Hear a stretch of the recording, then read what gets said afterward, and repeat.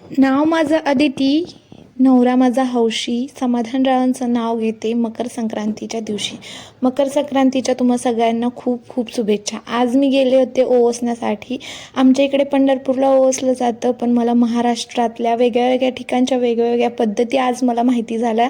आमच्या सोसायटीमध्ये जे मंदिर आहे तिथंच मी ओसायला गेले होते आणि तिथं आमच्या सोसायटीतल्या सगळ्या लेडीज आल्या होत्या आणि सगळीकडे वेगळ्या वेगळ्या पद्धती आहेत. मी त्यांच्या बऱ्याच जणींच्या पद्धती करून पाहिल्या आणि त्यांना सुद्धा आपली पद्धत कशी आहे ती सांगितली, त्यांना पण करायला लावली.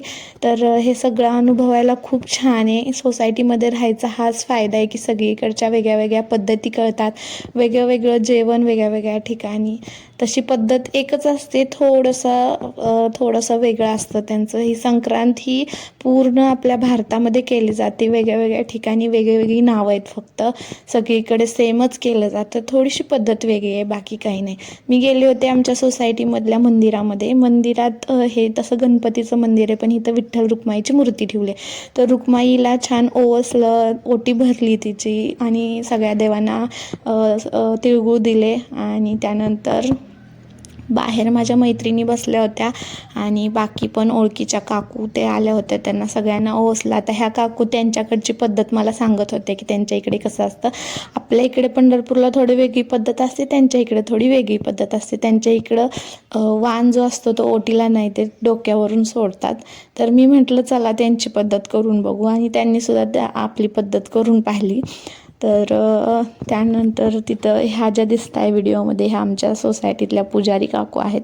त्यांचीसुद्धा थोडी वेगळी पद्धत आहे. सगळ्यांच्या वेगळ्या वेगळ्या पद्धती आहेत. आता माझ्या मैत्रिणी पण सगळ्या येऊन थांबल्या होत्या, त्या पण छान जाऊन ओसून आल्या. आणि इथं मला काकूंनी त्या नाव घ्यायला सांगितलं होतं, जे मी सुरुवातीला घेतलं. नाव माझं अदिती, नवरा माझा हौशी. समाधानरावांचं नाव घेते मकर संक्रांतीच्या दिवशी, आणि हे नाव त्यांना खूप आवडलं. ही आहे माझी मैत्रीण, तिला पण आमच्या इकडची पद्धत सांगितली की आमच्या इकडे कसं केलं जातं. त्यांच्या इकडे ओसायला जातच नाहीत, पण आम्ही सगळे आलो आहे म्हणून ती सुद्धा आली होती. तिला पण आम्ही जसं केलं तसं केलं छान. आणि छान असा मकर संक्रांतीचा आमचा दिवस होता. मी जेव्हा आली तेव्हा इतकी काही जास्त गर्दी नव्हती, पण आत्ता बघा सगळ्या बायका यायला सुरुवात झाली होती. कारण आजच्या मकर संक्रांतीचा टायमिंग हा लेट होता, 3 वाजता. त्यामुळे 3 वाजता सगळ्यांनी गर्दी केली. मी थोडीशी लवकर आले कारण मला नंतर 4:30-5 वाजता हळदी कुंकवाला बोलवलं होतं मैत्रिणीच्या घरी. मला तिकडे पण जायचे होते, त्याची घाई गडबड चालली होती. छान आम्ही फोटोज व्हिडिओज काढले. हा एक व्हिडिओ खूप सुंदर बनवला आम्ही. आणि आता आजकालच्या जगात हेच चाललं आहे. फक्त सणाची जेवढी आवड असते ना, त्याच्यापेक्षा जास्त फोटो व्हिडिओ काढायची आवड असते बायकांना.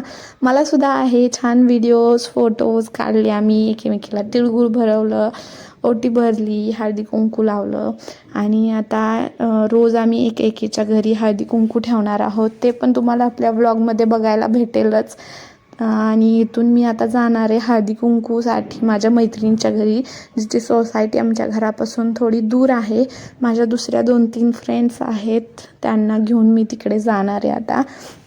इथं असं आजूबाजूनी कोणी येणं जाणारं असेल तर आम्हाला बोलवून ओटी भरत होतं, कारण इथं जास्त बायका नाही सापडत ओटी भरायला. ही आहे माझी मैत्रीण, जिच्या घरी आम्ही गेलो होतो हळदी कुंकवासाठी. चला, तर हा व्हिडिओ कसा वाटला तुम्हाला कमेंट करून सांगा. पुन्हा भेटू आपण पुढच्या अशाच एका छानशा व्हिडिओसोबत. आणि माझा लुक कसा वाटला ते सुद्धा कमेंट करून सांगा. बाय.